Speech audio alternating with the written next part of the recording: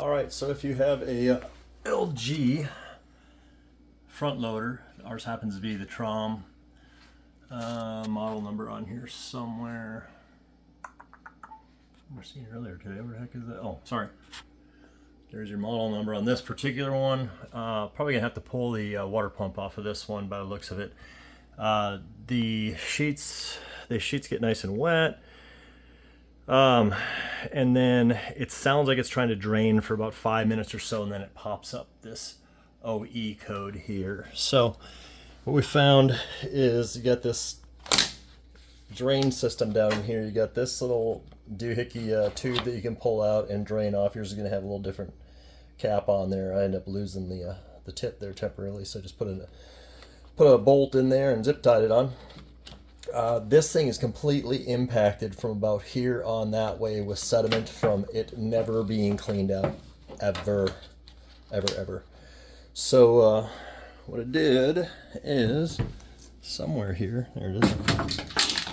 You get this little cover that'll be in there. It's held on by one screw, and so take that one off, get it out of your way. It just pulls out.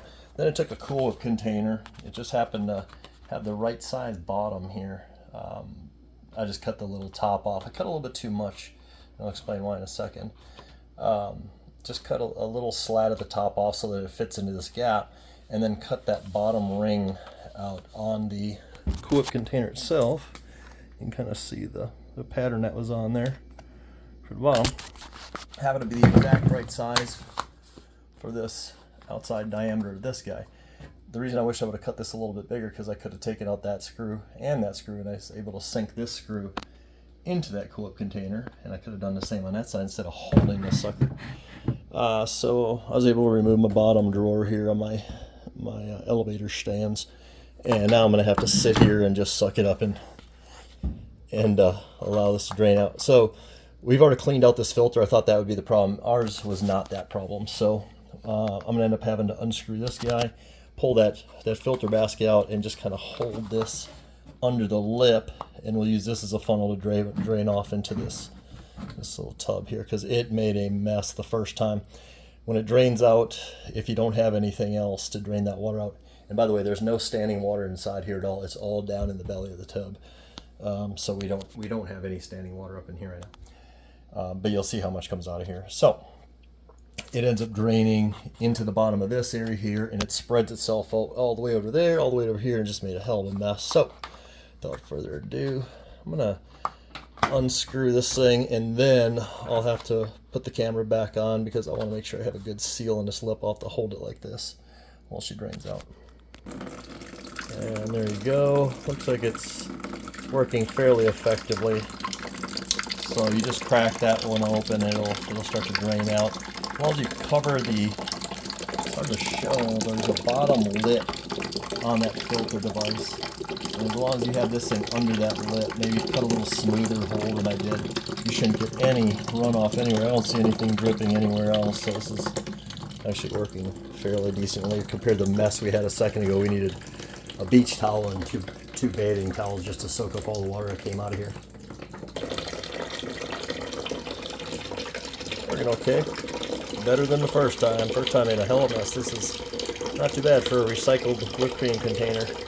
All right, and there is the net amount of water. We're talking 5 inches of water by about 20 inches long worth and 10 inches wide.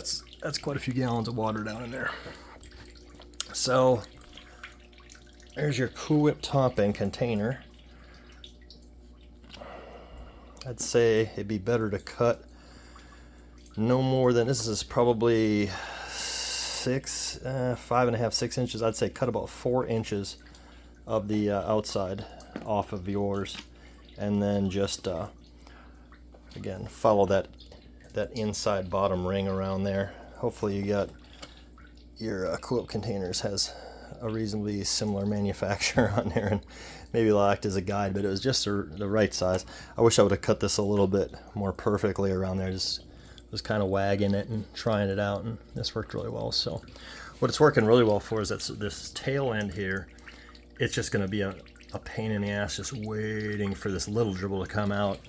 Another key note is don't unplug this thing all the way, just, or it'll start coming out of the top area. It'll start coming out all around this thing. So just, start easing it out, a quarter turn at a time until you get a good flow for you, and expect about 2.5, I'd say 2.5 gallons of water easily to come out of there if you're not showing any water down inside your washer belly at all. And then we'll wait. I'll just go have myself a coffee or a beer, and I'll wait for this to finish draining out. All right, and another mental note there, or shop note, is unload everything out of there as well. That blanket that we had in there was absolutely just coarse saturated, and that's what the slow trickle was coming from. So this thing is basically done draining. And it's also a good idea to document what screws come out of where with the video. So one of these shinies, that's where that guy comes out of. You got these two shiny 3/4 inch screws that came from right here and right here, holding the filter housing in. We will call those filter housing and shroud. All right, now we'll have to unplug it, and we'll come around the back side here, and we will remove, this is bad video footage, sorry. We're gonna remove the bottom. I wasn't expecting that, actually. Right there.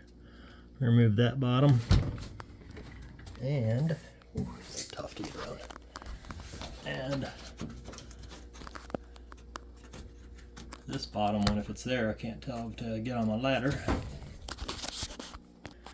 I don't know what jackass technician was in here before, but